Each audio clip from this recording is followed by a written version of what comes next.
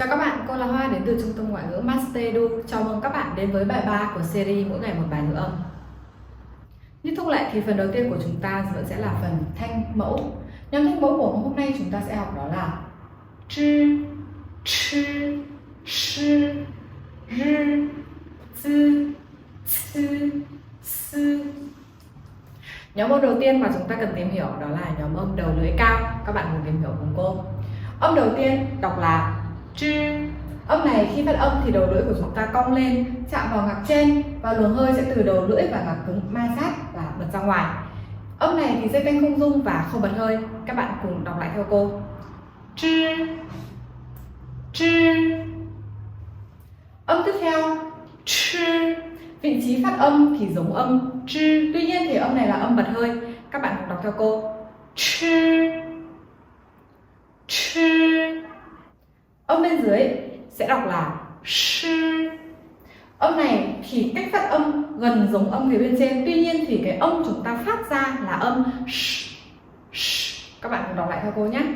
Shi, shi. Âm cuối cùng của nhóm âm này chúng ta có âm ri. Thì khẩu hình miệng giống với ba âm trên, còn âm chúng ta phát ra sẽ là âm ri. Tuy nhiên thì âm này khác với cả tiếng Việt mình, âm này sẽ không rung. Chúng ta sẽ cùng đọc nhé. Ri, ri. Nhóm âm tiếp theo là nhóm âm đầu lưỡi thấp hay còn gọi là nhóm âm đầu lưỡi trước. Các bạn đọc theo cô, chúng ta có 3 âm. Âm đầu tiên zi, zi. Thế thì âm này là âm không bật hơi. Khi phát âm thì đầu lưỡi thẳng chạm vào mặt trong của hàm răng dưới hoặc là mặt trong của kẽ giữa hai răng. Sau đó thì khi phát âm, đầu lưỡi chúng ta sẽ thụt lại cho luồng hơi từ trong miệng ma sát ra ngoài và dây thanh không rung. Các bạn cùng đọc lại theo cô nhé. Zi, zi. Âm tiếp theo, khẩu hình miệng giống âm zi, tuy nhiên âm này là âm bật hơi cho nên các bạn sẽ bật hơi ra cùng cô nhé. Chi, chi. Âm cuối cùng, khẩu hình miệng giống hai âm trên và chúng ta phát âm ra âm sư. Các bạn cùng đọc theo cô nào. Sư, sư.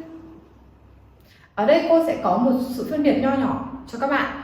Với nhóm âm phía bên trên thì khi phát âm thì miệng của chúng ta sẽ hơi tròn ra một chút. Các bạn cùng phát âm lại theo cô nào.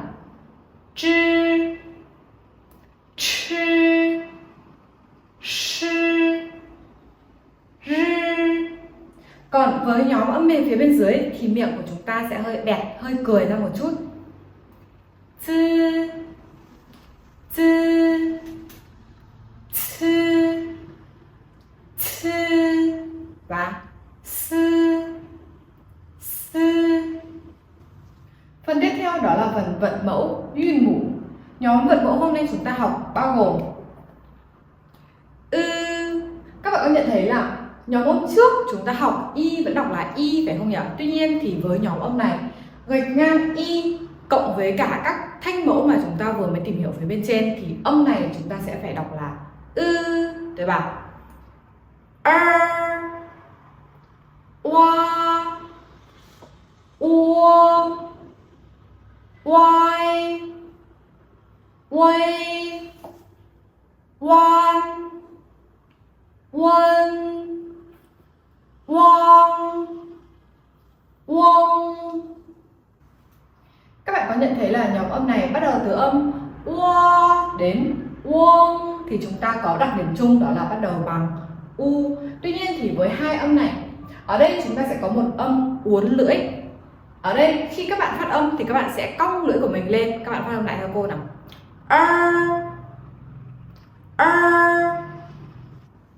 Ngoài âm ra thì sau các bạn sẽ gặp khá là nhiều âm có âm R ở phía sau. Vậy thì khi gặp R ở phía sau các bạn nhớ khi đọc chúng ta sẽ uốn cong lưỡi lên nhé.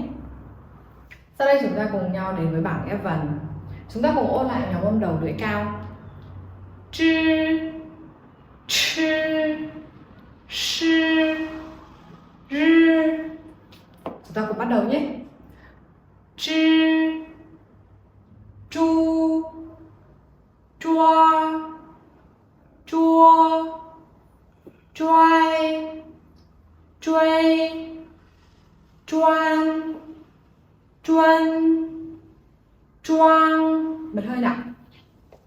Chi, chu, choa, chua, choai, choay, choan, chuan, choang.